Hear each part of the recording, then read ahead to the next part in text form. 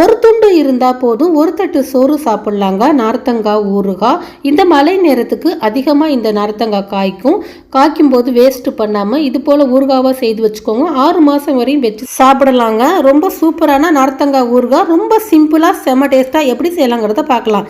நம்ம பேஜை ஃபாலோ பண்ணி லைக் பண்ணிக்கோங்க. இப்போ நார்த்தங்காய் ஒரு 5 நார்த்தங்காய் நல்லா கழுவிட்டு தொடச்சிட்டு ஒரு இட்லி பாத்திரத்தில் வச்சு இதை ஒரு 10 நிமிஷம் வேக வச்சு எடுத்துக்கலாம். நார்த்தங்காயில் நிறைய மருத்துவ குணங்கள் இருக்குதுங்க. அதனால நார்த்தங்காய் உங்களுக்கு கிடச்சிச்சின்னா வேஸ்ட்டு பண்ணாமல் இது போல் ஊறுகாவை செய்து எடுத்து வைங்க. ரொம்ப நல்லது உடம்புக்கு.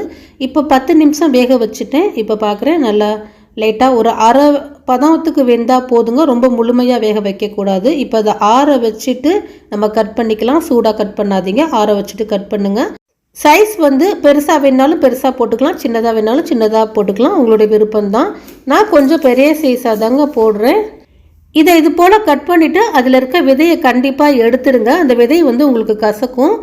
பாருங்கள், இது போல் வந்து கட் பண்ணி நான் சேர்த்துக்கிறேன். அதில் இருக்கிற விதையை ஃபுல்லாக ஒன்று விடாமல் எடுத்துடணுங்க.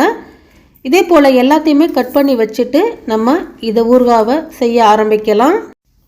இப்போ இந்த ஊறுகாய்க்கு தேவையான கடுகு வெந்தயத்தை நம்ம வறுத்துக்கலாங்க. இப்போ 1.5 டேபிள் ஸ்பூன் அளவுக்கு கடுகு எடுத்துருக்கிறேன். ஒரு அரை டேபிள் ஸ்பூன் அளவுக்கு வெந்தயம் எடுத்துக்கிறேன்.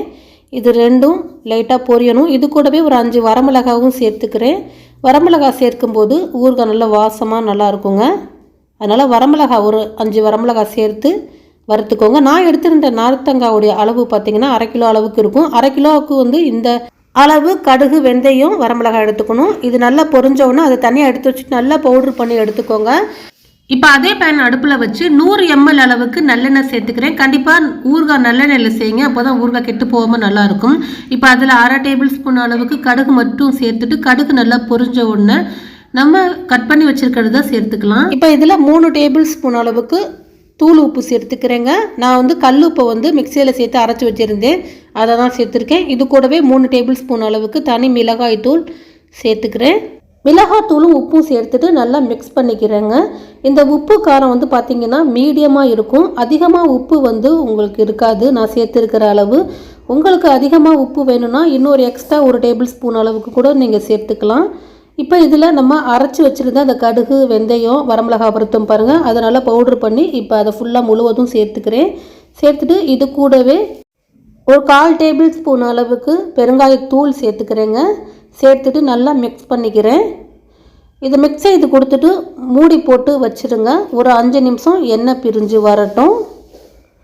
ஃபுல்லாக முழுவதும் மிக்ஸ் பண்ணிவிட்டேன். இப்போ மூடி போட்டு ஒரு 5 நிமிஷம் வச்சிடுறேன். ஒரு 5 நிமிஷம் அடுப்பை மீடியமாக வச்சுக்கோங்க, ஹையில் வச்சிடாதீங்க.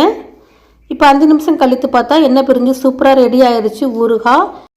இந்த ஊறுகாவை நல்லா ஆற வச்சுட்டு ஒரு கண்ணாடி பாட்டில் அல்லது பிளாஸ்டிக் டப்பாவில் நீங்கள் போட்டு கண்டிப்பாக ஃப்ரிட்ஜில் வச்சு தான் யூஸ் பண்ணணும். ஃப்ரிட்ஜில் வச்சிங்கன்னா மட்டும்தான் 6 மாதம் வரையும் வச்சு யூஸ் பண்ண முடியும். நான் வந்து மீடியமாக தான் உப்பும் காரமும் போட்டிருக்கேன், ரொம்ப கரிக்கிறது போல் போடலைங்க. அதனால ஃப்ரிட்ஜில் வச்சு கண்டிப்பாக யூஸ் பண்ணிக்கோங்க, வெளியில் வச்சு யூஸ் பண்ணாதீங்க. ரொம்ப சூப்பரான ஊறுகாய் நார்த்தங்காய் ஊறுகாய் ரெடி ஆயிடுச்சு. இது சுடு சாதத்தில் கூட பரட்டி சாப்பிட்லாம். அந்த சாறு கொஞ்சமாக போட்டு அடுத்தது எல்லா குழம்பு சாதம், தயிர் சாதத்துக்கு, பழைய சாதத்துக்கு தொட்டு சாப்பிட ரொம்ப அருமையாக இருக்கும். செய்து பார்த்துட்டு எப்படி வந்துச்சுங்கிறத கமெண்ட்ஸில் சொல்லுங்கள். ஃபாலோ